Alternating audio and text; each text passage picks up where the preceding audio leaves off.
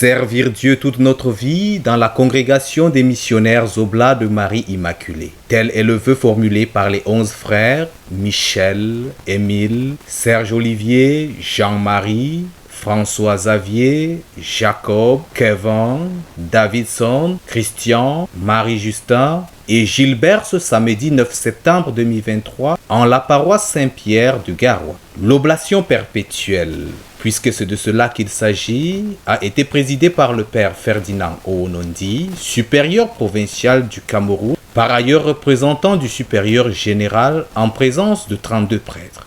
Cette étape très importante dans la vie de ces futurs diacres, montrant leur dévouement absolu à cette modeste congrégation. Dès l'entame de la célébration, au rythme de la culture Mafa, les fidèles ont accueilli la parole de Dieu à travers le rite de la procession évangélière, marquant le début de la liturgie de la parole. L'appel et la présentation des candidats au vœu perpétuel a précédé l'homélie, très instructive du célébrant qui interpelle les candidats à prendre pour exemple Marie, modèle de fidélité et d'obéissance à Dieu.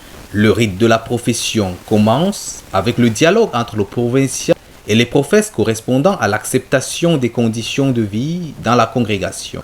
Ensuite, la litanie des saints suivra la profession perpétuelle qui consiste à promettre à Dieu chasteté, pauvreté et obéissance. Le rite va s'achever avec la bénédiction des professes, la signature des formules d'oblation et la remise des insignes aux professes. Il s'agit de la croix, d'une médaille et du livre des constitutions et règles. Ce n'est que la joie, puisque c'est l'Église qui s'enrichit. Et c'est également le signe que le royaume de Dieu grandit là où nous sommes.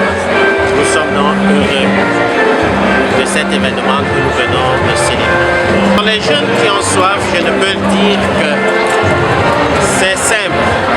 Ils se laissent toucher par le message de l'Évangile. Ils acceptent le Christ. Le Christ ne les enlève rien, au contraire, il les enrichit. Qu'ils sachent choisir ce qui est essentiel. Parce que le monde nous suggère beaucoup de choses et tout ce qui brille n'est pas or. La célébration prendra fin avec la liturgie eucharistique, un chant d'action de grâce et la bénédiction solennelle.